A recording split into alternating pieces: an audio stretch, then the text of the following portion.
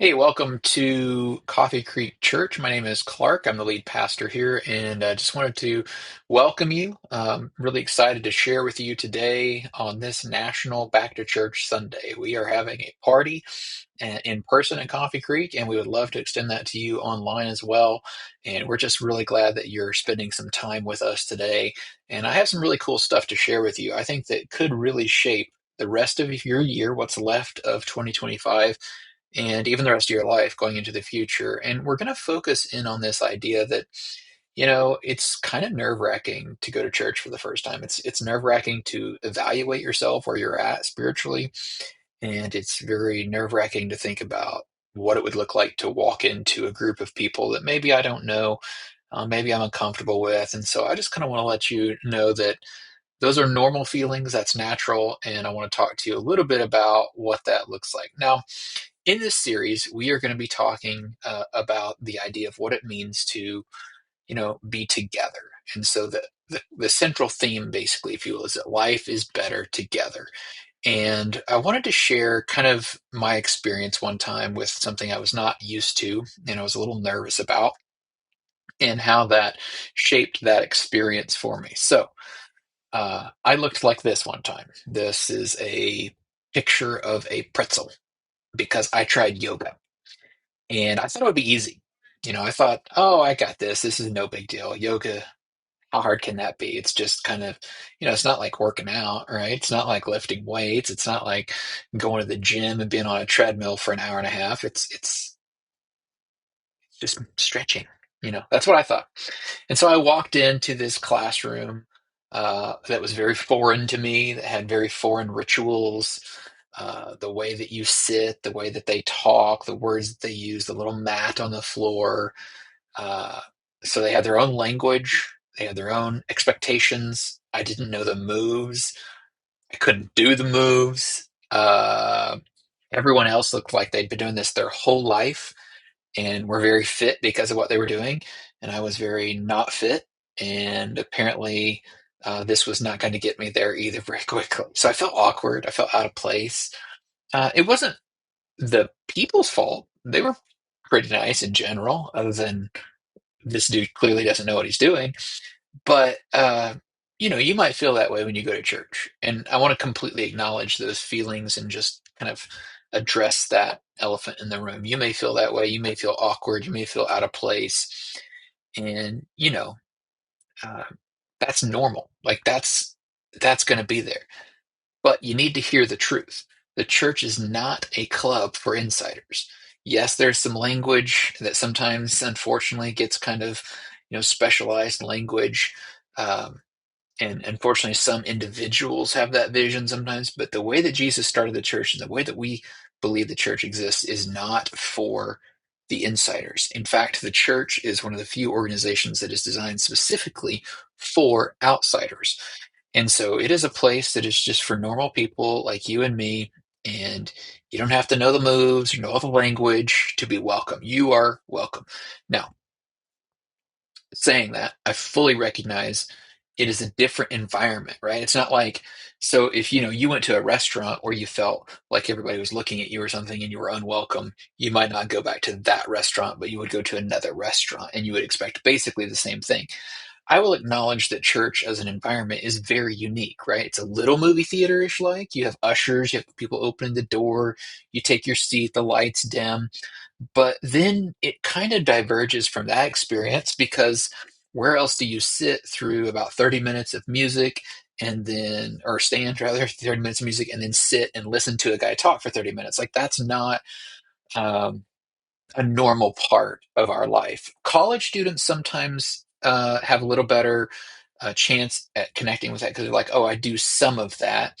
Or if you're in the corporate world and you go to some of these trainings and things like that are at a hotel, with a auditorium or like a conference room, you're like, yeah, there's some of that. There's some music, and then there's a speaker. So if you've sat through something like that, you can kind of connect with that. But outside of those few experiences, it's not really something we do, especially weekly, right? We don't go and sit to a TED Talk type thing and have music before that we're expected to stand and sing with. I mean, it is very different. So I just want you to know You don't have to worry about all those things. I know they're there and they're happening, but no one is looking at you. No one is caring, because our vision of a church is not that you're the audience, or that on the stage we're the audience, or that any of us are for this to be watched uh, as a show or anything. We are in this for one another, and God is our audience ultimately. And so all you have to do on Sundays is just show up. And so when you do that, you already did that. Congratulations. That's all that is expected of you in that time. And this is the central key idea we have behind that, is that we believe that together is where real transformation begins. You're going to hear me talk about that a couple times today, because it's this idea that it's very difficult, impossible, if you will, to really achieve the full transformation God intends for us as a Christian outside of it. In fact, the early New Testament is a foreign concept to be a Christian on your own. C.S. Lewis writings, you could look at Bonhoeffer's writings, you could look at any of the theologians throughout time, and you would almost consistently find this idea that apart from the community, it's impossible to really know what the fullness of transformation can be in Jesus. And so it's not about having it all together. It's not about perfect actions. It's not about perfect morality. It's not about perfect views. It's not about perfect opinions. It's not about perfect actions, but it is about together walking with others through this. So it starts with showing up. You did that. That's awesome. And that is a big deal, right? Because church can feel scary. Church can feel judgmental. Church can feel, it's humans. It's messy. There's just no way around that. It's other humans, so it can feel very messy. But Jesus calls us into community so that we can grow, so that we can be known and that we can know others. And we have this sense that when we do that, that, you know, we move beyond where we are. And so Jesus wasn't looking to draw a crowd. Jesus wasn't like, hey, I really need to have a lot of people here so I can be a celebrity. He was looking for the individuals to be known and to be changed through that experience. And I love this idea in the scriptures in Ecclesiastes 4, because it points out this idea that two are better than one. If either one of them falls, one can help the other up. While our world preaches this gospel of going solo and pulling your own bootstraps up, and the kind of the hero myth, right? That you got to figure all this out on your own. The reality is that while many of us are lonely and many of us are trying to carry all the burdens of our life on our own, we're not made for isolation. We are intentionally created for community. We are created to walk with life with others. And scripture shows us the power of what it means to be together. When life feels disconnected, what do we do? Well, God gives us this gift. If it's like we feel like there's no connection, we've lost the signal, God gives us a way to reorient ourselves, to find our way back. And National Back to Church Sunday is a big part of that movement of helping people find their way back. Let's look in Hebrews and find what the authors say there, because I think it's going to be really good for us. Hebrews sets up this great analogy for us, if you will, to understand what it means to live life together and what it means to reconnect if we find ourselves kind of, disconnected. So it says there very simply, let us consider how we may spur one another on toward love and good deeds, not giving up meeting together as some are in the habit of doing, but encouraging one another, and all the more as you see the day approaching. So this concept is beautiful because it is this idea that we need to stick together, stick with one another, and not give up as the custom is, or as people are apt to do. And so there's this consistent thing. And that's interesting to me that even as early as Hebrew, there's people already giving up on this idea of being together. And yet, the clear indication here is if we will stick with each other, we will stay together, we will have a much better time of this. So, how does that work out practically then for you and me, right? That's the question always, I think, is what do we do with this? Well, first of all, we motivate each other to do good, it says. So we push each other, we encourage each other, we celebrate when we see someone doing something good. We work actively I love what the Quakers say. They have this idea, let your life speak, they say. Let your life speak. I love that. I think that's beautiful and something that we need to recapture ourselves. What does it mean to let your life speak? So we're very much into words, right? I mean, I'm a word guy. I read books all the time. I talk all the time. I teach. So, yeah, I'm into words a lot. There's something deeper there, isn't there? When we let our light speak, let our life be the testimony. So, Hebrews 10 here, first of all, teaches us motivate. Let your life speak. Let that emanate from who you are. Not just be something, but what do you do? How are those two things intertwined and connected together? The second thing is don't give up. Don't give up on the gathering. You may be challenged to give up on the gathering. You may say, "Oh, I just can't do this anymore. This person is stressing me out, and this situation is stressing me out, or it's not perfect, right? I'm looking for the perfect church." And if there's anything I've discovered over 25 years being a pastor now, is there is no such thing as a perfect church. There's no perfect people. We're all messy. Humanity is messy in general. And it is not perfection that really pushes us closer to Jesus. It is actually identification of what's messed up and discovering how we can be a part of his healing, his reconciliation, bringing things that are broken back together. And then finally, encourage one another regularly. Look for ways to encourage one another. C.S. Lewis said it this way. He said, "The next best thing to being wise oneself is to live in a circle of those who are." So if you're not wise yet, or like me, like all of us, I think you recognize the gaps in your wisdom. You're good at certain things, you're wise about certain things, but you recognize there's gaps in that. Uh, think about how you can put yourself into a circle of people to learn how to be. And this really goes back to that key concept we've been talking about, that growth happens around tables most. It doesn't happen just in the lecture. It doesn't happen just in personal study. Those are great. I think Sundays is, like we talked about last week, an appetizer. I think it's a great start, but it's not the main course. I think the table experience creates an environment where we can encourage one another, motivate one another to do good works, and we can keep each other on the path together. Accountability, if you will. That's kind of the core of the idea. And that wisdom is contagious. As we start learning and we start hearing from others, we go, "Oh, wow." And they share their little thing they've learned, and you share your little thing you've learned. And then all of a sudden you're like, "Oh, I didn't see that yet." And this is the beauty of sharing with each other, walking with each other, praying for one another, and spending life together. This is the real power of being together, because it helps us discover something. And like, one of my favorite themes in movies is you see a guy who is solving a problem, right? He's figuring out something, or he's saying, "Okay, it takes these, in the Avengers, it takes these gems to unlock the Infinity Gauntlet. And so these stones have to come together to unlock this thing." And it is like solving a puzzle or unlocking a mystery. And there's one person that is kind of called to that.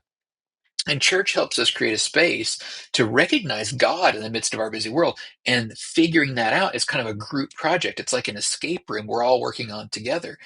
And I love, movies like Indiana Jones, where it's this guy like trying to put all the clues and pieces together.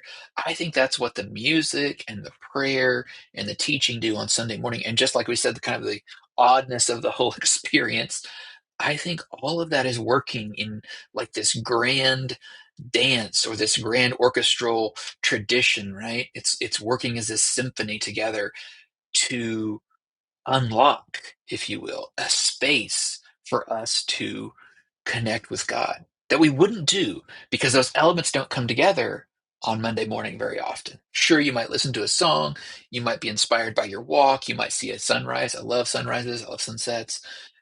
You might, spend some time with your family or with your dog or whatever, and you might have a little glimpse of that.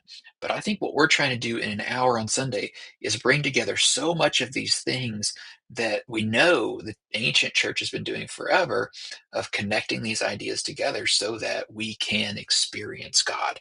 And that is something really special. This is where real connection begins. We try to quench the noise of the world. At the same time, we try to open up our mind to the divine, to connect with Jesus, to understand our Creator in ways that maybe throughout the rest of the week are almost impossible for us to do. So, this is where real spiritual rest begins. And Jesus says it this way in Matthew. He says, "Are you tired? Are you worn out? Are you burned out on religion? Come to me. Get away with me, and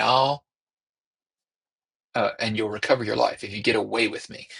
I'll show you how to take a real rest. And that I think is beautiful. Now, this is from the Message translation, so it's a little bit more of a paraphrase, but I just love that idea. Are you tired? Are you worn out? Because I feel like in my conversations, that's the number one thing I hear from people all the time. I'm tired. I'm worn out. I don't know what to do next. And so I think this is just beautiful. This is this idea that church is messy, but we don't have some sort of ideal world out there, a magical place, a fantasy. We love real people going through real stuff, moms and dads that are tired, students that are stressed out from homework, people working jobs, working multiple jobs that just feel like they're at the end of the rope, relationships that are stressed, and people that are just disconnected from God, have been unchurched for a long time. And this is how community works. It brings all this mess together in one place. The lights go down, and we sing these songs, which are meant to be like prayers, and we pray together, we read the scriptures together, and we hopefully start to reset our life together to set the stage for what's next. Real community around tables where we can share with one another, where we can rest. You know, September's pretty intense. I mean, August is not great, but September's pretty intense because a lot of things kind of converge into one place if you think about it. School, uh, work projects. Uh-oh, Christmas is coming. Uh-oh, end of the year is coming. And so things start kind of ramping up in a lot of different realms. And routines get packed, whereas schedules were more loose and freeform in the summer. All of a sudden, you have multiple things a week on the calendar. And sometimes church can feel like just another event, just something else to put on the calendar, a checkbox, and you're like, ugh. And sometimes you feel like for me, I start my week on Sunday, right? Sunday's my first day. And some people, Sunday's the last day. And so they're just like, oh, I'm done. But Sabbath is not just another event to put on the calendar. Sabbath is meant to be rest. And Sunday is at church is part of that, is a part of a kind of a way to reset, if you will. It is a jarring experience, but it is intended to be like a weekly reset. And hopefully the rest of your Sunday then can be that kind of restful Sabbath, which I would agree that most of us have a very limited definition of what Sabbath could be anyway. And we legalize it a little bit and we feel like, oh, I missed the Sabbath. And so I'm in trouble or something with that. And nothing could be further from the truth, right? It's not about the legalistic nature of it. It's about the idea that God made it as a day for us to enjoy. One of my favorite authors, John Mark Comer, he said this. He said, the solution to an overbusy life is not more time. It's to slow down and simply and simplify our lives, he said, around what really matters. So you can't make more time, right? If you are having financial trouble, you can go do what, experts always say, go throw some pizzas, go work a second job, go sell something at a garage sale. You can make more money. You can't generate more time. It doesn't work that way. So the solution to your overbusy life is not going to be an AI tool or a new system or process, a new way of tabbing things in your file folder or a new app. I mean, it's just not going to work that way. That's not reality. It's slowing down and simplifying and saying no strategically to things that are not life-giving in your life. So here is what I want to challenge you with. Again, all the challenges I ever issue are just things that basically I've come up with as a way to practically live out what we've been talking about. You might have better ideas. You probably do have better ideas for specifically for your specific situation. But these are like, if you think of like a vision I put out there, right, of saying, hey, Sabbath's important, church is important. And then if I give you no way to get there from where you're at right now, that's not very helpful. So what this is trying to do is give you handholds on this kind of mountain we're trying to climb to this higher value. And they might be useful to you, they might not be, right? But I think this is kind of my critical thinking here of thinking through how do I get from where I'm at to where I want to be. Uh, this is how I think you could do that. So here are some examples of challenges you may want to respond to this week. First of all, I would challenge you 3, 2, 1. And the first part of that is commit to the next 3 Sundays. We start a brand new series next Sunday called Do Good. It is our annual campaign where we give away 100% of what we take in to a local nonprofit or two. This year we have one that we've selected. And so the next 3 Sundays we'll be going hard at talking about what they're doing and how we can partner with them financially, how we can serve alongside them. Uh, and how we could be a part of their work in the community. And the project that we're working on is called the Sparrow Project. I'll save all that talk for next Sunday, the next 3 Sundays that we'll be talking about them. But basically, it's this idea that if you commit to a habit like that of saying yes to, going to church, I think you will have a lot greater shot at making that a real habit. They say habits take 30 days or so, maybe 30 to 40 days, something like that, to form. So you give yourself 3 weeks, 4 weeks, 5 weeks. I think you can create a habit that you'll see how valuable that is in your life. I had a Lyft driver the other day that I was talking with, and she said, we were talking about, she said how pleasant I was as a rider. She said, some of the people I take are not very pleasant, and I have to turn on my gospel music. And that, I don't usually in conversations with strangers just like, hey, I'm a pastor and you need Jesus kind of stuff. I was just like, but if an opening comes, then I'll say something like, oh, so where do you go to church? And she said, well, actually, I haven't gone to church in about 6 years since my mom died. And boy, we got into a whole discussion there. And then finally, it comes out as I'm about to get dropped off. So what do you do anyway? And I'm like, oh, I'm a pastor. And she's like, oh, she said, well, maybe this was God. Our conversation was God kind of prompting me because she's like, I keep meaning to go back to church, but I've fallen out of the habit. And I really think that's what church is. I think sometimes traumatic things happen to us in life, or sometimes we get crossways, or sometimes we just get busy. We just follow the habit and we forget how good it is. It's like anything else. It's like going to the gym or taking a walk or eating right. We get out of the habit and we put other things in the way. And so I want to encourage you to commit to the next 3 Sundays to uh, being a part of church and seeing how it can change you. And I think you'll find that it really will. Number two, I want to encourage you to accept the challenge to serve in 2 areas. Find where you fit in. Maybe it is serving with us in a couple weeks here downtown. First Sunday of the month, we go downtown and serve the homeless in Oklahoma City a meal. Maybe that's for you. Maybe it's serving with the nonprofit, the Spirit Project, that you'll hear about for 3 weeks in a row, right? Maybe it's serving at church. Maybe you have a gift. Maybe you don't feel like you have a specific gift, but you could do something.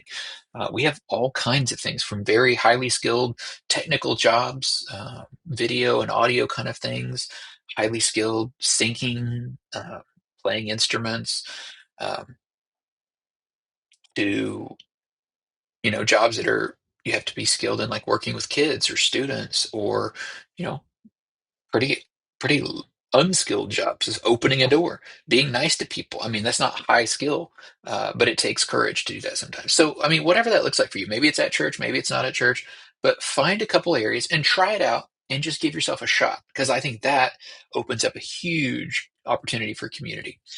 And then number one, the one in the 3-2-1 is invite someone to come with you. I think friends are important. I think that makes everything better, whether it's to have coffee or to come to church. So invite someone to come with you to church and to sit with you. Romans 12:4 says that we all have a part in this, like every single one of us. It says, just as our bodies have many parts and each part has a special function, the heart is different than the feet, right? And the feet are different than the eyeballs, but every part of our body has a special function. And it says, so it is with Christ's body, and Christ's body is the church. And it says that we are many parts of one body and we all belong to each other. Everybody has a role to play. Everybody has something to do. If you want to be a part of the hangouts that we proposed last week, this is what we're doing over the next few months. We're getting together 5 times outside of church around tables. And, September, October, maybe around Halloween, maybe around Thanksgiving, and then around Christmas. And we're focusing in deeply on the topic of Sabbath. It's in our app right now. You can check that out online, coffeecreek.app. Just go there, click the practices button, and you'll see all of the videos and text and all the ideas um, that we have put together for studying Sabbath together in community, right? It's not great just to study on your own. You'll know a lot of facts, but how do we live this out with people? And how can rest be a real part of that? So we've developed all that for you. It's ready to go, and we would love for you to take a look at that. Because at the end of the day, again, we come back to this concept. Together is where real transformation begins. Life is busy, but church is honestly more than just another obligation. It can be a foundation for you that helps everything else. It boosts everything else. It boosts your spiritual health, boosts your physical health. It can boost your financial fitness and health. It can boost your relationships. It can be a solid foundation that helps everything else fall into place. Because church is a community where people can belong and find support on their journey. And no matter where you are in your faith, if you're brand new to all this, or you've been around it for a long time, or you're coming back after away for a long time, it doesn't matter. What you need to know is you're not alone. And you don't have to go through life alone. You don't have to go through trauma and the valleys of life alone. God has given you a gift in the local church. And transformation happens when we do life together. If you want to host a group where you're saying, yeah, I'm willing to, you know, do this, I have free resources I can send you. The biggest thing you need to do is to invite a couple friends to coffee or over to your house. You need to invite someone to have lunch or dinner, and it could be just a few friends. Because here's the deal: at the end of the day, we want to get together with people. Maybe you're a parent who's craving rhythm and meaning for your family. Well, you getting together with a few friends can really shape your life. It might be the biggest thing you do for your kids is to get together and to make it a priority. Maybe you're a skeptic and you're quietly hoping uh, that this is a different experience for you. And so, you don't have to sign anything to sit with us, to be with us. You belong way before you believe here. So you're welcome. Kick the tires. Come explore with us. Come find out where you're at in your journey with God. Or maybe you're somewhere returning and wondering, after a long absence, is there somewhere for you? And there always has been. There always will be. And you are welcome. Now, again, next Sunday, I mentioned that we are starting Do Good, and I hope that you will join us for that because that's going to be a great series. We're going to go deep into it.